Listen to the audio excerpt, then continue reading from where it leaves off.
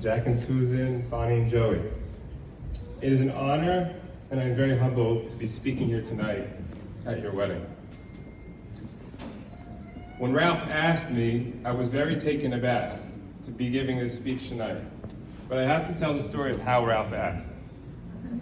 Ralph asked, he said, "Uncle Mark, would you speak at my wedding?" And he said, only in a way Ralph would say, "But don't say anything nice about us." Or not too many things nice about us.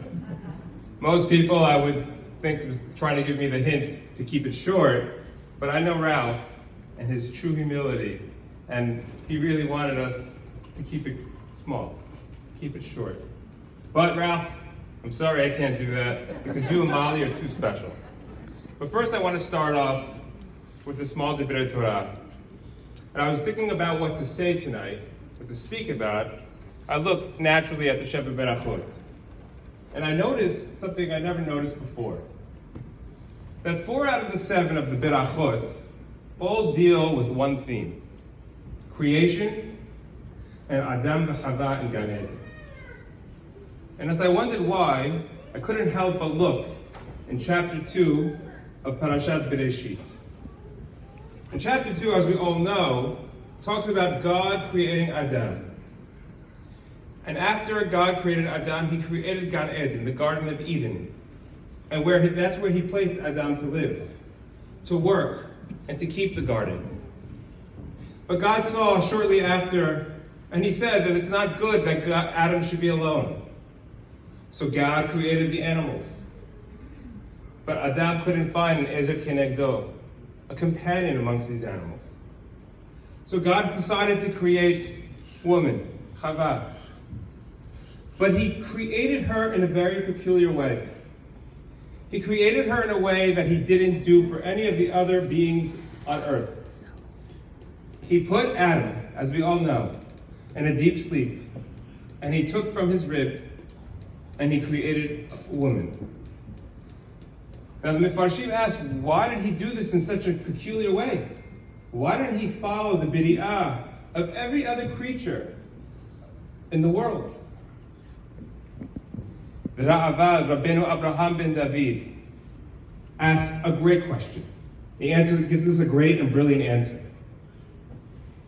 He said, had Hashem made woman in the same way as man, separate from the dust of the earth, then man and woman would be living an independent, separate life. But in Hashem's infinite wisdom, he decided to create them together in a unity, so that they form a bond, so that they realize that they're joined together, so that they may grow together, that they may build a life together, and that they need each other to be involved in Yishuv HaOlam. Ralph and Molly, as a single people, we all look to accomplish independently. We follow our aspirations, and we seek relationships independently. Yet the time comes for everyone to fulfill the will of the Almighty and realize, like Adam, he should not be alone. Our regular friendships are not enough. Our professions are not enough. We realize that we need to pursue more meaningful relationships, a more meaningful relationship. A relationship that has multiple objectives, including companionship, friendship, love, a partnership where 2 people can become one and build a new life together and a family together. Ralph and Molly, until this special joy and joyous day, you were growing and developing as individuals in preparation for this day. You were 2 wonderful people. And today, Hashem has intended that both of you that should become one.